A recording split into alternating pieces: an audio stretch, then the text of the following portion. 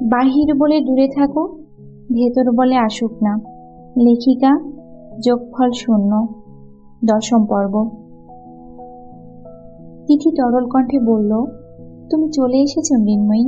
মৃন্ময়ী স্মিত হেসে তিথির চোখে তাকিয়ে জবাব দিল, হ্যাঁ, আমাকে আসতেই হতো। আপনাকে ছাড়া আমি থাকতে পারি? শেষের কথাটা মৃন্ময়ী এতটা দৃঢ়ভাবে বলল যে তিথি চমকে উঠল। তার মধ্যে আবারও সেই অস্থিরতা চলে এলো। নিজের অনুভূতিকে নিজের মধ্যে চেপে রাখার যুদ্ধে যেন পরাজিত হচ্ছে বারংবার। নিজের কাছেই নিজেকে অসহায় লাগছে এই মুহূর্তে। তিথি অসহায় দৃষ্টিতে মৃন্ময়ীর দিকে তাকালো। মৃন্ময়ী বিষয়টা বুঝতে পেরে কথা ঘোরালো, ওকে পছন্দ হয়েছে? হাতের ইশারায় খাঁচার ময়নাকে দেখিয়ে। তিথি এসে বলল, ভীষণ। কি মিষ্টি করে ডাকছিল, একটা জিনিস বুঝতে পারছি না, ও অবিকল তোমার ভয়েসে কিভাবে ডাকছে? কারণ এরা মানুষের কণ্ঠস্বর নকল করে, তাই বলো। তিথি খাঁচাটার কাছে গিয়ে বলল, আচ্ছা, ওর নাম কি? মিঠু। বাহ, ও যেমন মিষ্টি করে কথা বলে, নামটাও তেমন মিষ্টি। তোমার পোষা বুঝি? হ্যাঁ, ও আমার ভীষণ প্রিয়। আগের বার ওকে রেখে আসতে হয়েছিল দেখে অনেক মন খারাপ হয়েছিল, তাই এবার নিয়ে এলাম। বেশ করেছ, প্রিয় কিছুকে দূরে সরিয়ে রাখতে নেই। একদম ঠিক বলেছেন, প্রিয় জিনিসকে দূরে রাখতে নেই। তিথি হাসল। মৃন্ময়ী বলল, এটা আজ থেকে আপনার। তিথি অবাক হয়ে বলল, কিন্তু এক্ষুনি যে বললে এটা তোমার কত প্রিয় পাখি। হ্যাঁ, প্রিয় বলেই আপনাকে দিচ্ছি। প্রিয়জনকে তো প্রিয় জিনিসই দিতে হয়। তিথি জবাবে কিছু বলতে পারল না, শুধু করুণ দৃষ্টিতে মৃন্ময়ীর দিকে তাকালো। তার দৃষ্টিতে যে কাতরতা প্রকাশ পাচ্ছে তার অর্থ এই যে, তুমি আমায় কি মায়ায় বাঁধতে চাইছো মৃন্ময়ী? তুমি কি বোঝো না এই মায়া আমাদের কি যন্ত্রণা দেবে? চারিদিক থেকে মাগরিবের আজানের ধ্বনি ভেসে আসছে। মৃন্ময়ী বলল, এই যা, মাগরিবের আজান দিয়ে দিল। বগুড়া থেকে এসে ড্রেসও চেঞ্জ করিনি, এখন যাই, পরে আসব। বলে সে নিজের রুমে চলে গেল। তিথি এখনো স্তব্ধ হয়ে মৃন্ময়ের বলা কথাটা ভাবছে। সে কি আসলেই মৃন্ময়ের প্রিয়জন হওয়ার যোগ্য? এই ভালোবাসা গ্রহণ করার সাধ্য বা সাহস কোনোটাই কি তার আছে? তিথি পাশের চেয়ারটায় ধপ করে বসে পড়ল। প্রকৃতিতে সন্ধ্যার রহস্যময় অন্ধকার নেমে আসছে, আর তিথির মনে মেঘের ঘনঘটা।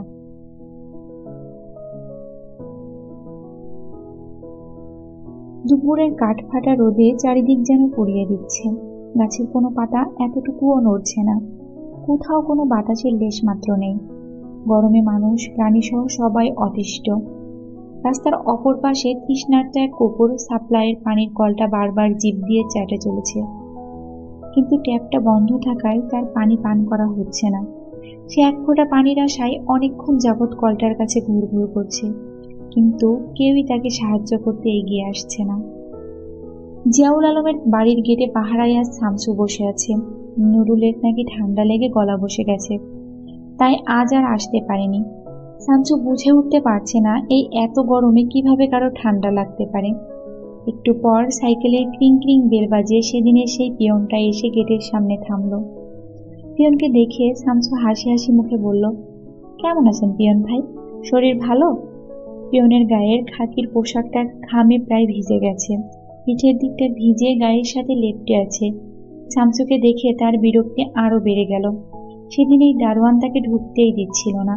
সে ছোট করে জবাব দিল, ভালো।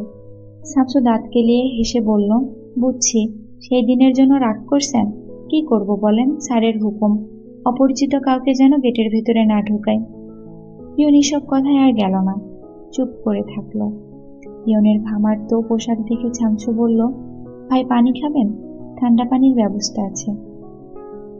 পিয়ন কিছু বলার আগেই শামসু জগ থেকে পানি ঢালল। এরপর একটা টিনের কন্টেইনার থেকে কয়েক টুকরো বরফ মিশিয়ে পিয়নকে দিল। পিয়ন এবার শামসুর উপর সন্তুষ্ট হলো মনে হয়।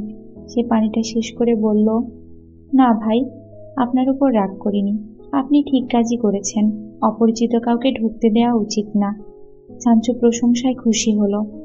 গ্লাসটা পিয়নের হাত থেকে নিয়ে রাখলো, তারপর বলল, তবে আজ আর আপনি চিঠি দিতে পারবেন না। পিয়ন অবাক হয়ে মুখটা খানিক শক্ত করে জানতে চাইল, কেন? আপা আজ বাড়িতে নাই, ইউনিভার্সিটি গেছে, এখনো আসে নাই। কথাটা শুনে পিয়ন খুব হতাশ হলো। এত রৌদ্রের মধ্যে চিঠি নিয়ে এলো, এখন চিঠি না দিয়েই চলে যেতে হবে। সে চিন্তিত হলো কি করবে, চলে যাবে নাকি একটু বসে অপেক্ষা করবে। এই কাঠফাটা রোদে আবারও সাইকেল চালিয়ে যাওয়া তার পক্ষে কষ্টকর। ভাবলো দারোয়ানকে জিজ্ঞেস করে দেখবে অপেক্ষা করতে পারবে কিনা, তবে তাকে কিছু বলতে হলো না। শামসু বলল, চাইলে অপেক্ষা করতে পারেন, ওই যে চেয়ার আছে, ওইখানে গিয়ে বসেন। পিয়ন সেটাই করলো, সে চেয়ারে গিয়ে বসলো। যদি তিথি আসে তাহলে চিঠিটা দিবে, আর না আসলেও রোদ একটু পড়লে চলে যাবে।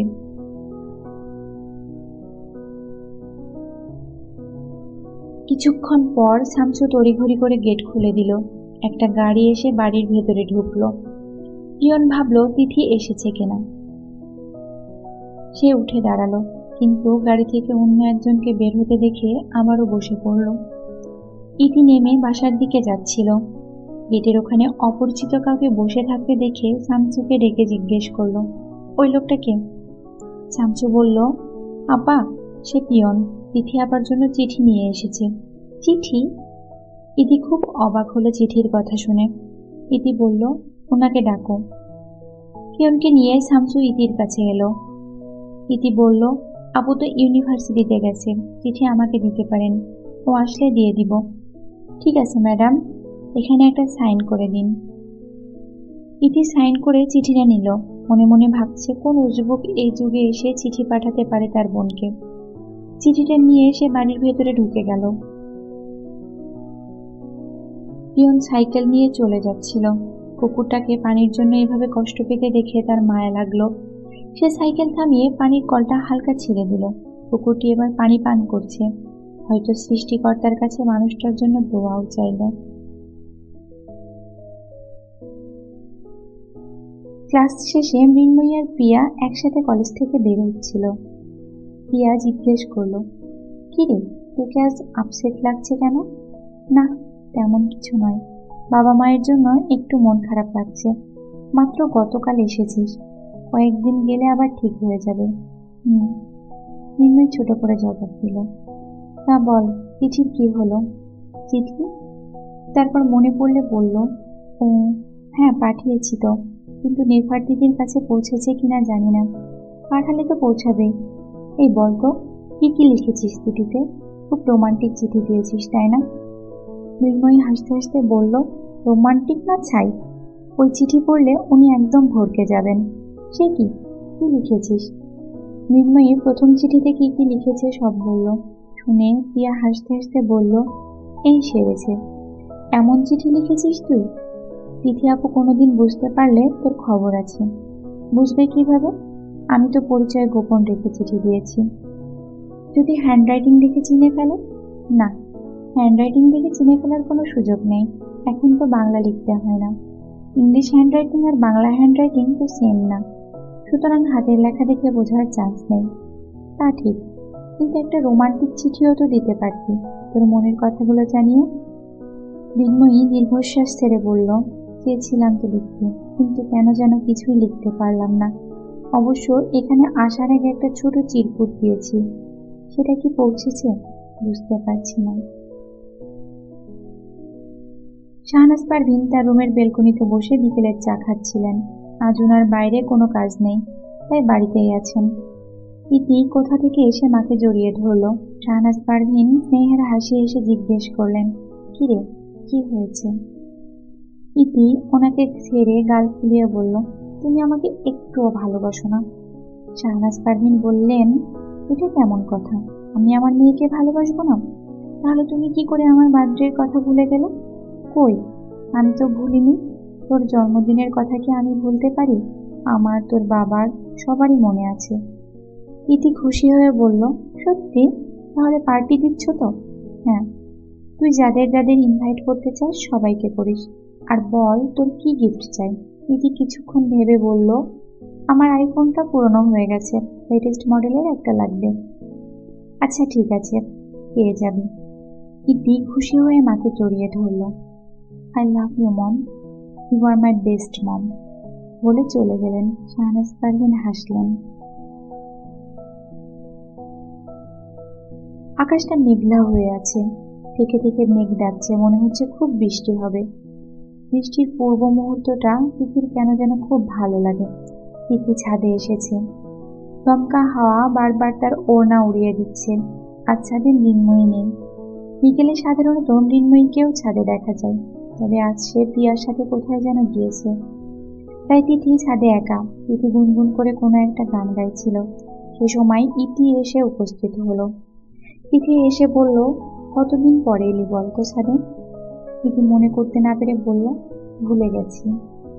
সারাদিন বন্ধু বান্ধব নিয়ে ব্যস্ত থাকলে চলবে? নিজেকেও তো একটু সময় দিতে হয়। উফ আপু, তোর এসব বক্তৃতা বন্ধ কর তো। আমি তোর খুঁজেই ছাদে এসেছি। আচ্ছা বল, পরশু আমার জন্মদিন, মনে আছে নাকি ভুলে গেছিস? হ্যাঁ মনে আছে তো। বাড়িতে বার্থডে পার্টি দেওয়া হচ্ছে। তুই তোর সব বন্ধুদের পার্টিতে আসতে ইনভাইট করিস। আচ্ছা ঠিক আছে, এবার বল তোর কি চাই? ইতি অনেকক্ষণ ভেবেও কি লাগবে বলতে পারলো না, তাই বলল, তোর পছন্দের কিছু একটা দিয়ে দিস, কিন্তু প্লিজ বই দিস না, ওসব আমার পড়তে ভালো লাগে না। বোনের কথা শুনে তিথি উচ্চস্বরে হেসে উঠল। ইতিও হাসল।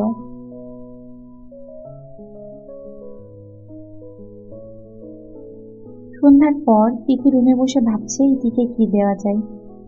ইতির পছন্দ অপছন্দ তার চেয়ে ভিন্ন, তাই বুঝে উঠতে পারছে না ইতি গিফট হিসেবে কি পেলে খুশি হবে।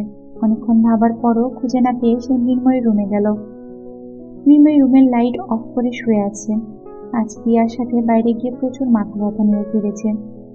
এখনো মাথা ব্যথা কমছে না দেখে আর পড়তে বসেনি। রুমের দরজা ভেজানো দেখে তিথি দরজা ঠেলে ভেতরে প্রবেশ করলো। পুরো রুম অন্ধকার হয়ে আছে। হঠাৎ আলো থেকে অন্ধকারে আসায় তিথি কিছুই দেখতে পাচ্ছিল না। সে অন্ধকারে জিজ্ঞেস করলো, কি হয়েছে মৃন্ময়ী, রুম অন্ধকার করে আছো কেন? মৃন্ময়ী চোখ বন্ধ করে শুয়েছিল। তিথির কণ্ঠস্বর শুনে শোয়া থেকে উঠে বসে লাইট অন করলো। অন্ধকারে তিথি দেখেনি মৃন্ময়ী শুয়েছিল। এখন দেখে বলল, সরি, তোমার ঘুম ভাঙালাম মনে হচ্ছে। না না, এই সন্ধ্যায় কে ঘুমাই, আমি এমনিই শুয়েছিলাম, আপনি বসুন প্লিজ। তিথি পাশের স্টাডি টেবিলের চেয়ারে বসল। মৃন্ময়ী হাসি হাসি মুখে ওর দিকে তাকিয়ে আছে। তিথি ভালো করে খেয়াল করলে দেখলো মৃন্ময়ী আজ একটা স্লিভলেস কামিজ পরে আছে। অবশ্যই এটাই ওকে যেন আরো বেশি আকর্ষণীয় দেখাচ্ছে। ওর ফর্সা বাহুদ্বয় দেখা যাচ্ছিল। তিথির হঠাৎ করে লজ্জা লাগলো মৃন্ময়ীকে এভাবে দেখে। সে চোখ নামিয়ে নিল। গত কয়েকদিন ধরে মৃন্ময়ীর রুমের এসিটা নষ্ট হয়ে গেছে। অনেকদিন এসির নিচে থাকার কারণে হঠাৎ করে এসি ছাড়া ভালোই গরম অনুভব হচ্ছে মৃন্ময়ীর। এদিকে শহরে বেশ গরম পড়েছে, কিন্তু জড়তায় কাউকে এসি ঠিক করে দিতে বলতে পারেনি। এসি খারাপ হওয়ার পর মৃন্ময়ী খেয়াল করলো এই রুমের ফ্যানটাও ঠিকঠাক বাতাস দেয় না। এজন্য গরমে খুব অস্বস্তি হচ্ছে ওর। আজ বাসায় ফিরে তাই এই স্লিভলেস কামিজটা পরেছিল গরমে অতিষ্ঠ হয়ে। ভেবেছিল রুমে তো অন্য কেউ এসে দেখবে না। হঠাৎ করে তিথি চলে আসায় এই বিষয়টা মৃন্ময়ীর খেয়াল ছিল না। মৃন্ময়ী জিজ্ঞেস করলো, কিছু কি বলবেন? না মানে বলতে এসেছিলাম কাল বিকেলে কি তুমি ফ্রি আছো? হ্যাঁ, কোনো দরকার থাকলে বলতে পারেন। কাল কিছু সময়ের জন্য বাইরে একটা কাজ আছে, যদি তোমার আপত্তি না থাকে তাহলে আমার সাথে একটু এসো। মৃন্ময়ী লক্ষ্য করলো তিথি কথা বলছে ঠিকই, কিন্তু একবারও তার দিকে সরাসরি তাকাচ্ছে না, অন্যদিকে তাকিয়ে কথা বলছে। মৃন্ময়ী শুরুতে কারণ ধরতে না পারলেও হঠাৎ করে যখন খেয়াল হলো সে গায়ে স্লিভলেস কামিজ পরে আছে, সাথে আবার ওড়নাও নেই, তখন লজ্জায় লাল হয়ে গেল। একটু আগে শুয়ে থাকার সময় ওড়নাটা খুলে বিছানার এক পাশে রেখেছিল। মৃন্ময়ী চট করে বেডের উপর থেকে ওড়না নিয়ে গায়ে জড়িয়ে নিল। তিথি এবার স্বস্তি পেল। এতক্ষণ অস্বস্তিতে তার দম আটকে আসছিল যেন। মৃন্ময়ী নিজেকে সামলে নিয়ে বলল, আমার কোনো আপত্তি নেই, আপনার সাথে যেতে পারবো। ঠিক আছে, এবার তাহলে উঠি। আর একটু বসুন না, এই তো এলেন। তিথি বসলো। জিজ্ঞেস করলো, তোমার শরীর খারাপ নাকি, অসময়ে শুয়েছিলে? না, রৌদ্রের মধ্যে বাইরে ছিলাম তো, তাই মাথা ব্যথা করছিল, এই জন্য শুয়েছিলাম। একটা ওষুধ খেয়ে নিও, সেরে যাবে। ঠিক আছে। কিছুক্ষণ বসার পর তিথির মনে হলো এই রুমটায় অন্য রুমগুলোর তুলনায় বেশ গরম লাগছে। সে মৃন্ময়কে জিজ্ঞেস করলো, এসিটা ছেড়ে দিচ্ছ না কেন? খুব গরম লাগছে তো, আর এই ফ্যানটা এত আস্তে ঘুরছে যে। মৃন্ময় বলল, আসলে এসিটা খারাপ হয়ে গেছে, ফ্যানের স্পিড মনে হয় কম। সে কি, কবে থেকে এসি চলছে না? কয়েকদিন। তিথি এবার বুঝতে পারলো মৃন্ময় কেন এমন ড্রেস পরেছিল। সে বেশ রাগান্বিত কণ্ঠে বলল, এতদিন ধরে এসি খারাপ হয়ে আছে আর তুমি কাউকে বলনি? এটা কেমন কথা মৃন্ময়ী? তোমার কোনো অসুবিধা হলে আমাদের জানাবে না? গরমে এভাবে অসুস্থ হবে না মানে? তোমার কোনো মানে আমি শুনতে চাই না। আশ্চর্য, এতদিন ধরে এসিটা কাজ করছে না, ফ্যানও ঠিকঠাক ভাবে চলছে না, তুমি চুপচাপ গরম সহ্য করছো। তিথি উঠে দাঁড়ালো। তারপর দ্রুত পদে মৃন্ময়ী রুম থেকে বেরিয়ে গিয়ে তাদের বাসার কেয়ারটেকারকে খবর দিল। কিছুক্ষণ পর কেয়ারটেকার এসে বলল, আমাকে ডেকেছেন? তিথি বেশ কঠিন গলায় বলল, আপনাকে আমার ডাকতে হবে কেন? আপনাকে রাখাই হয়েছিল বাড়ির দিকে খেয়াল রাখার জন্য। বাড়ির কোথাও কোনো সমস্যা হলে সেটা যেন সমাধান করে দেন। আপনি কি তার কিছু করেছেন? তিথির এমন উচ্চ স্বরে কথা শুনে শাহনাজ পারভীন রুম থেকে বেরিয়ে এলেন। তিথি কেয়ারটেকারের সাথে কঠিন গলায় কথা বলছে দেখে খুব অবাক হলেন।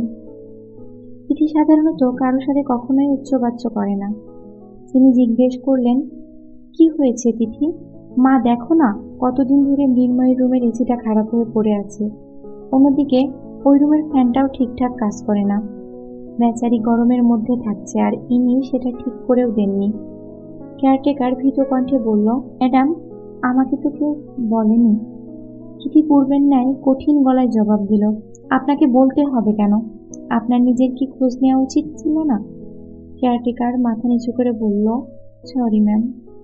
শাহনাজ পারভীন বললেন, ঠিক আছে, তুমি এক্ষুনি ওটা ঠিক করার ব্যবস্থা করো। কেয়ারটেকার সাথে সাথে চলে গেল। মৃন্ময়ী দরজার সামনে দাঁড়িয়ে এতক্ষণ সবকিছু দেখছিল।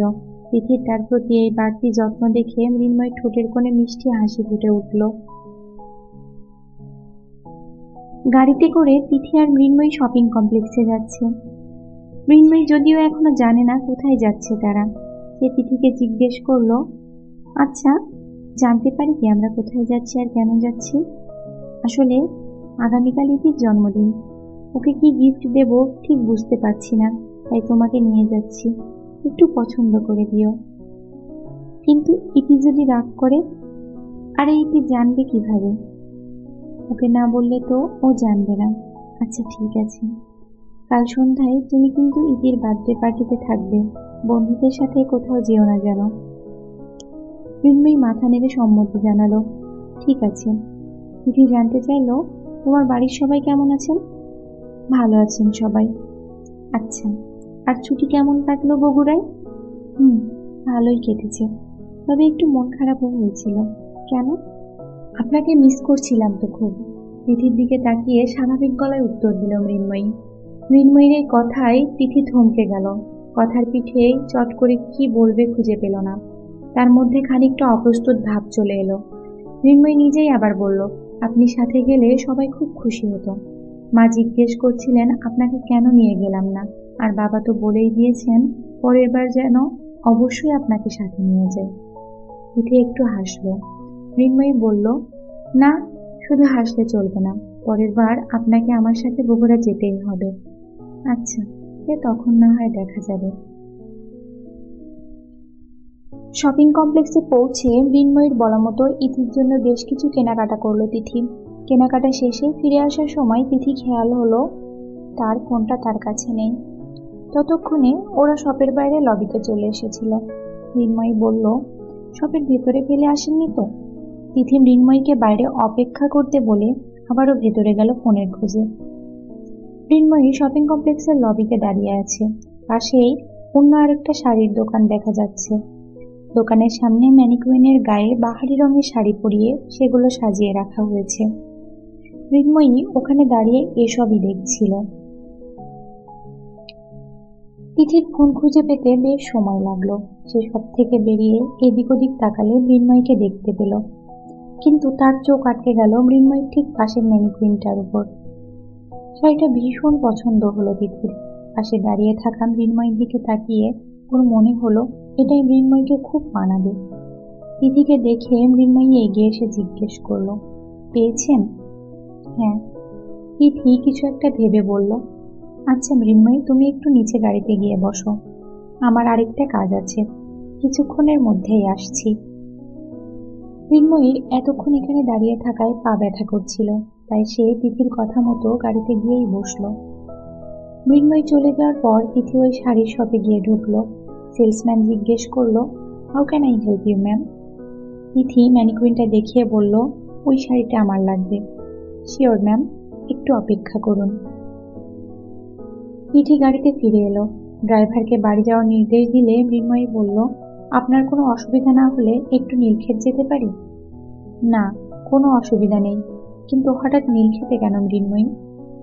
আমার একটা বই কেনার ছিল, বেরিয়েছি যখন একসাথে নিয়ে গেলে ভালো হতো। হ্যাঁ অবশ্যই। তিথি ড্রাইভারকে নীলক্ষেতে নিয়ে যেতে বলল। নীলক্ষেত পৌঁছে তিথি আর মৃন্ময়ী একটা বুকশপে এসে ঢুকলো। মৃন্ময়ী বুকশপে বই খুঁজছে, তিথি পাশে দাঁড়িয়ে আছে। কিছুক্ষণ পর হঠাৎ করে তিথির খুব অস্বস্তি বোধ হতে লাগলো। তাকিয়ে দেখলো ক্যাশে বসা একটা লোক সিগারেট খাচ্ছে। সিগারেটের ধোঁয়া গন্ধ তিথি সহ্য হয় না, খুব সমস্যা হয় তার। মনে হয় নিঃশ্বাস আটকে আসছে যেন। তিথির এই সমস্যার বিষয়ে জানার পর থেকে জিয়াউল আলম সিগারেট ছেড়ে দিয়েছিলেন। এরপর আর কখনো সিগারেট ধরেননি তিনি। মৃন্ময়ী যে বইটা খুঁজছিল সেটা এখানে ছিল না। বুকশপের লোকটা বই আনতে ভেতরের একটা রুমে গেল। মৃন্ময়ী তিথির দিকে তাকিয়ে দেখলো তিথি কেমন হাঁসফাঁস করছে। সে জিজ্ঞেস করলো, নেপার তিথি, কোনো সমস্যা? না, কিছু না। তিথির ইচ্ছে করছিল না মৃন্ময়ীকে শরীর খারাপ লাগার ব্যাপারে বলে দুশ্চিন্তায় ফেলতে। সে বুকশপের বাইরে একটু দূরে গিয়ে দাঁড়ালো, যাতে এখানে সিগারেটের ধোঁয়া বা গন্ধ কোনো কিছু না আসে। যদিও তার এখন ভীষণ খারাপ লাগছে। মৃন্ময়ী বুঝতে পারছে তিথির কোনো একটা অস্বস্তি হচ্ছে। সে তিথির কাছে গেল, আপনার কি শরীর খারাপ লাগছে? হ্যাঁ একটু, খুব বেশি না। তুমি বইটা নিয়ে এসো। কি হয়েছে আপনার? মৃন্ময়ীর চোখে মুখে উৎকণ্ঠা। এমন কিছু না, আসুন বুকশপের ভেতরে ফ্যানের নিচে বসবেন কিছুক্ষণ, ভালো লাগবে। না না, ওখানে যাওয়া যাবে না। কেন? কিছুটা অবাক হয়ে জিজ্ঞেস করল মৃন্ময়ী। তিথি বলল, ওখানে একজন সিগারেট খাচ্ছে, সিগারেটের ধোঁয়াতে আমার নিঃশ্বাস নিতে কষ্ট হয়। মৃন্ময়ী এবার বুঝলো কেন তিথির হঠাৎ এমন অস্বস্তি হচ্ছে। সে বুকশপের ভেতরে তাকিয়ে দেখলো ক্যাশ কাউন্টারে বসা একটা মোটাসোটা মাঝবয়সী লোক সিগারেট ফুঁকছে। মৃন্ময়ীর এত মেজাজ খারাপ হলো, সে তিথিকে ওখানে রেখে লোকটার কাছে গেল। ঝাঁঝালো কণ্ঠে বলল, কে আপনি? এখানে বসে এভাবে সিগারেট খাচ্ছেন কেন? প্রশ্ন শুনে লোকটা অবাক চোখে মৃন্ময়ের দিকে তাকালো। মৃন্ময় পুনরায় রাগান্বিত কণ্ঠে বলল, কি হলো? এখনো বসে আছেন যে, বের হন এখান থেকে। একজন সেলসম্যান এগিয়ে এলো। ম্যাডাম, উনি আমাদের বুকশপের ম্যানেজার। তো কি, ম্যানেজার হয়েছে বলে কোনো রুলস মানবে না? বইয়ের দোকানে বসে সিগারেট ফুঁকবে? ওই যে দেয়ালে লেখা আছে নো স্মোকিং জোন, এটা কি চোখে পড়ছে না? ম্যানেজার অপমানিত বোধ করলো। সে কর্কশ গলায় বলল, আপনার সমস্যা হলে আপনি চলে যান, অন্য কোনো দোকানে গিয়ে বই খুঁজুন। আপনি অন্যায় করবেন আর আমি চলে যাব? আগে সিগারেট ফেলুন বলছি। বলে মৃন্ময় নিজেই লোকটার হাত থেকে হাত খাওয়া সিগারেটটা ফেলে পা দিয়ে পিষে ফেলল। এরপর টেবিলের উপরে থাকা সিগারেটের পুরো প্যাকেটটা ছুঁড়ে বাইরে ফেলে দিল। লোকটা হতভম্ব গলায় বলল, এ কেমন আচরণ? যে যেমন তার সাথে তেমন আচরণ করাই শ্রেয়। ম্যানেজার আর মৃন্ময়ের কথা কাটাকাটিতে ছোটখাটো একটা জটলা বেঁধে গেল। তিথি কোনো মতে মৃন্ময়ীকে সেখান থেকে ছাড়িয়ে গাড়ির কাছে নিয়ে এলো। মৃন্ময়ী এখনো রেগে আগুন হয়ে আছে। তিথি বলল, মৃন্ময়ী শান্ত হও, কি দরকার ছিল ওই লোকগুলোর সাথে ঝামেলায় জড়ানোর? তো কি করব? ওটা কোনো সিগারেট খাওয়ার মতো জায়গা হলো? বুকশপে আসা কাস্টমারদের সুবিধা অসুবিধা বুঝবে না? কঠিন গলায় বলল মৃন্ময়ী, এরা এমনই, কোনো আইন কানুন মানে না, নিজেরটা ছাড়া অন্যের সমস্যা বুঝতেও চায় না। তাই বলে চুপ করে থাকবো? কত বড় সাহস, লাইব্রেরির ভিতরে বসে সিগারেট খাচ্ছে। ফেলতে বলায় আবার গলাবাজি করছিল। ছাড়ো না ওসব, যা হওয়ার হয়ে গেছে। তোমার তো বই কেনা হলো না। আচ্ছা থাক, পরে অন্য কোথাও থেকে কেনা যাবে, এখন চলো বাড়ি যাই। মৃন্ময়ীর আগে গজগজ করতে করতে বলল, ওদের আমি এমনি এমনি ছেড়ে দেব? কখনো না, ম্যাজিস্ট্রেট এনে রেড করাবো। মামার বাড়ি, যা খুশি তাই করবে।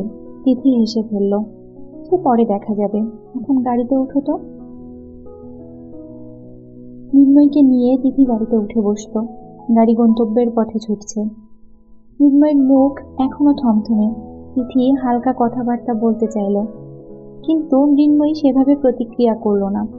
মন খারাপ করে চুপচাপ জানালা দিয়ে বাইরে তাকিয়ে রইল। তিথি একা একাই একটু হাসল। বাড়ি পৌঁছে মৃন্ময়ী সিঁড়ি দিয়ে তার রুমে চলে যাচ্ছিল। তিথি ওকে ডাকলো। মৃন্ময়ী এসে জানতে চাইল, কিছু বলবেন? তিথি শপিং ব্যাগটা মৃন্ময়ীর দিকে বাড়িয়ে দিয়ে বলল, এটা তোমার জন্য। কি আছে এটাই? তিথি লাজুকভাবে বলল, একটা শাড়ি। দেখে খুব পছন্দ হলো, তাই কিনে ফেললাম। কোনো একদিন পরে দেখিও। মৃন্ময়ী বিস্মিত ও কৌতূহলী কণ্ঠে জিজ্ঞেস করল, শাড়ি? আপনি আমার জন্য কিনেছেন? তিথি লজ্জিত ভঙ্গিতে মাথা ঝাঁকালো। মৃন্ময়ীর মনে এতক্ষণ জমে থাকা মেঘ এক নিমেষেই উধাও হয়ে গেল। সেখানে দেখা দিল ঝলমলে মিষ্টি রোদ। সে মুচকি হেসে তিথির থেকে ব্যাগটা নিল। নরম স্বরে বলল, ঠিক আছে। এরপর ব্যাগটা নিয়ে নিজের রুমে চলে গেল। মৃন্ময়ী তার দেয়া উপহারটা গ্রহণ করায় ভীষণ খুশি হলো তিথি। রাতে তিথি তার বন্ধুদের ফোন করে পার্টিতে আসার জন্য ইনভাইট করলো। ওরা জানালো সময় মতো চলে আসবে। রাত 12টা। সম্ভবত বাড়ির সবাই ঘুমিয়ে গেছে, শুধু মৃন্ময়ী ছাড়া। মৃন্ময়ী তিথির দেয়া শাড়িটার দিকে তাকিয়ে আছে। খুব যত্ন সহকারে হাত বোলাচ্ছে শাড়ির ওপর। শাড়িটা মৃন্ময়ীর কাছে এত বিশেষ মনে হচ্ছে যেন এর চেয়ে মূল্যবান কিছু আর পৃথিবীতে নেই। সত্যিই তো, ভালোবাসার চেয়ে মূল্যবান কিছু কি আছে? শাড়িটা যে তিথি তাকে ভালোবেসে দিয়েছে, ভালোবাসার প্রথম উপহার। মৃন্ময়ী শাড়িটা দু হাতে জড়িয়ে নিজের গালে ছোঁয়ালো। মনে হলো যেন তিথির আদরের ছোঁয়া তার গালে স্পর্শ করল। চলবে।